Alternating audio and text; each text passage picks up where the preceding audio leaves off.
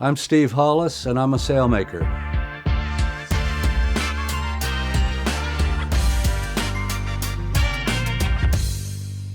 I decided when I was in high school, this is really what I want to do. You're working, you're concentrating on what you're doing. It is therapeutic.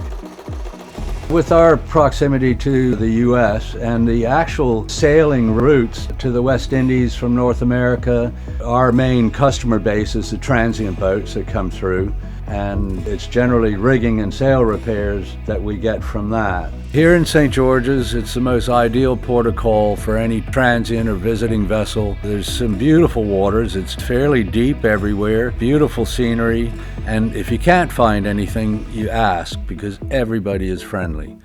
And it's like a family. It's a very unique community stuck in the middle of the ocean.